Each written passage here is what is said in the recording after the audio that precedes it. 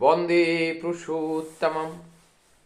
इस धरती पर हम लोगों ने देखे हैं अनेकों महामानव, अनेकों सुपर टैलेंट, विद्वान महामानव इस धरा पर आविर्भाव होते हैं एक ही पथ को धारण कर।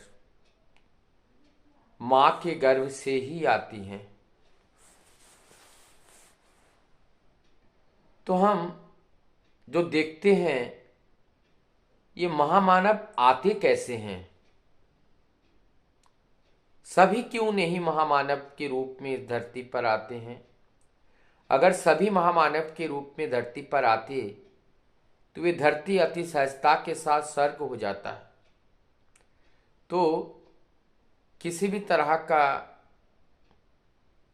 गुरु की आवश्यकता भी नहीं होती, सभी लोग नियंत्रित होकर चलते और सबका जीवन सुंदर हो जाता है।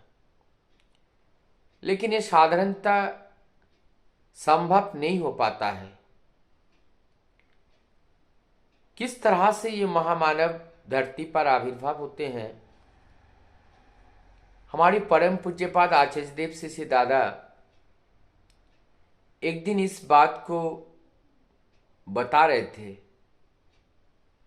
कि आप चाहते हो आपके वंश में ही, आपके परिवार में ही कोई महामानव आए, महामानव का अवतरण हो।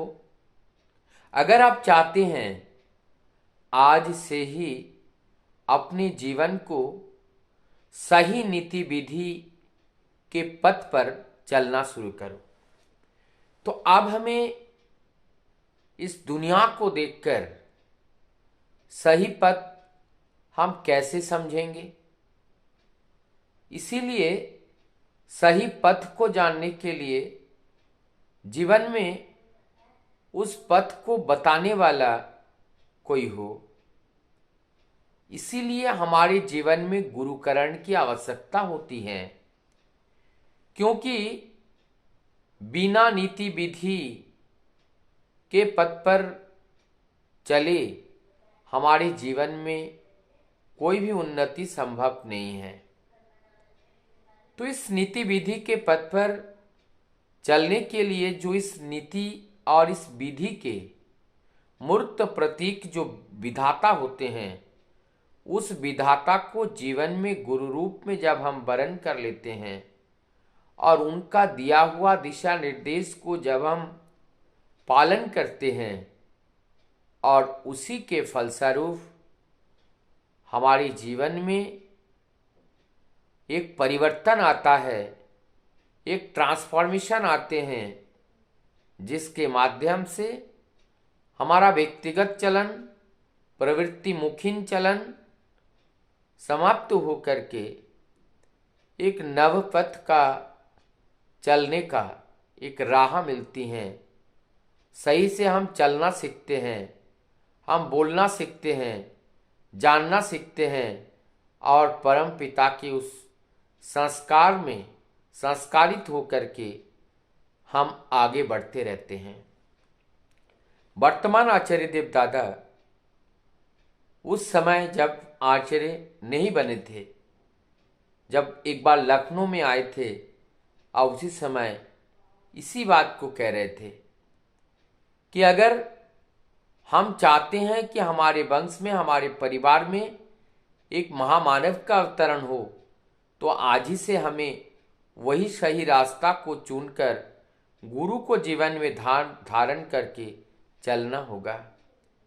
जब हम इस परंपरा को, इस धारा को 6-7 जनरेशन तक लेकर जाने में जब सफल होते हैं, तभी जाकर के उसी वंश में, उसी परिवार में महामानव का आविर्भाव होता है। तो आज हम परमपिता को पकड़ के चलने का जो प्रतिज्ञा हमने दीक्षा के माध्यम से ली है, और ये श्रुतिवाही चेतना के माध्यम से जनरेशन टू जनरेशन ये आगे बढ़ता जाए, कहीं पे भी घात प्रतिघात से सिमट ना जाए। ऐसा स्थिति, ऐसा अवस्था जब होता है, लगातार जनरेशन बाय जनरेशन हमारी चलन में परिवर्तन होता जाता है और लास्ट में इस परिवर्तन होते होते एक शुद्ध आत्मा में परिणत हो जाते हैं।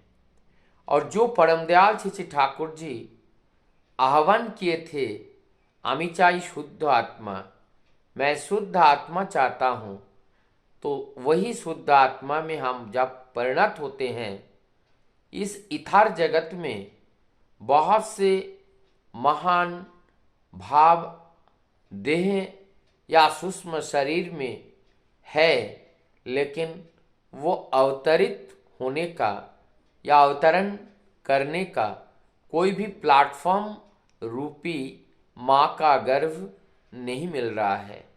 उन्नत माता पिता ना होने से वही उन्नत भाव आत्माएं या जीवात्माएं या जो भाव देह हैं वो वहाँ अवतरण नहीं हो पा रहे हैं। वो इस रक्त मांस संकलित देह धारण नहीं कर पा रहे हैं। और जब ऐसा ही गर्भ पृथ्वी पर मिलती हैं, तभी वो महामानव का आविर्भाव होता है। तो देखिए, अगर हम जिस एक बात हम लोग सुनते हैं, जानते हैं, कहते हैं कि सत्य युग का आविर्भाव होगा, दोबारा सत्य युग का आविर्भाव होगा, तो इसका मतलब ये सत्य युग का आविर्भाव कैसे होगा?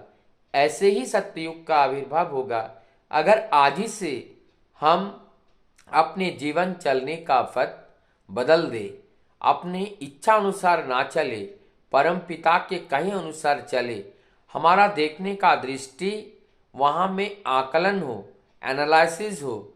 जो अपने प्रति पीड़ादायक हैं वो दूसरे के प्रति भी होता है। तो कोई दूसरे के प्रति अगर हो रहा है, उसको अपने ऊपर लेकर के अपने आप को आत्ममंथन करना है और आत्ममंथन करके जो ठीक है उसी पथ पर हमें चलना है, और जो गलत है और वो कम से कम लाभजनक भी अगर हो तब भी उसे परिहार करके हमें आगे बढ़ता हुआ चलना है।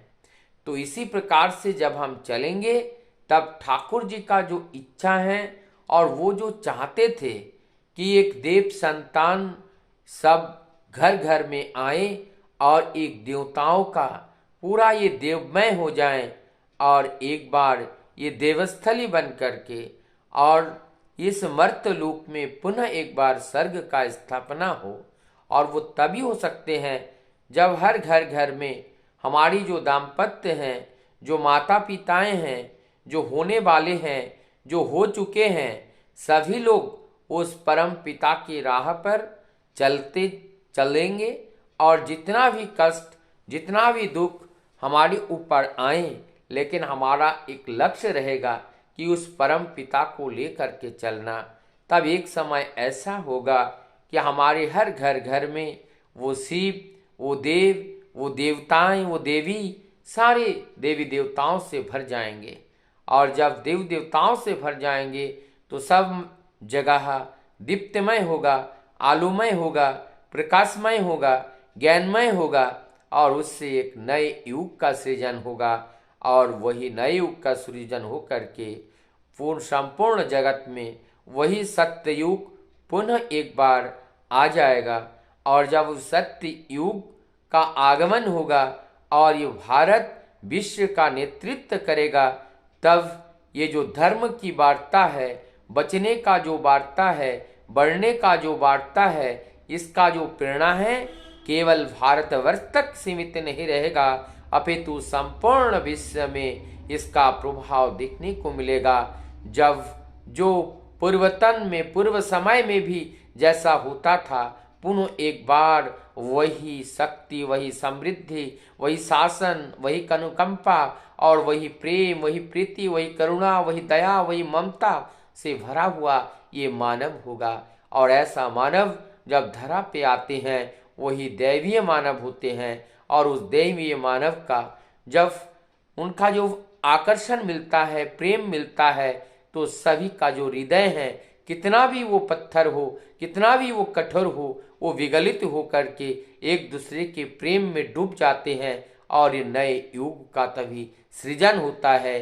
प्रभु तब बड़े आनंदित होते हैं और प्रभु का चेहरा हंसमुख हो जाते हैं और हंसी से भर जाती हैं, चेहरा में मुस्कान खिल जाती हैं। ऐसा दिन के इंतजार में हमारे प्रभु भी बैठे हैं और उनका वो दिन जब आएगा प्रभु की खुशी सबसे ज़्यादा होगी। आइए हम लोग मानव तनु धारण करके इस धरती पर आए हैं। जीवन का उद्देश्य एक ही है कि परम पिता को खुश करना। उनके कहे हुए निर्देश पर जब हम चलेंगे निश्चय ही वो खुश होंगे, तभी हमारा ये जीवन सार्थक होगा। जय गुरु।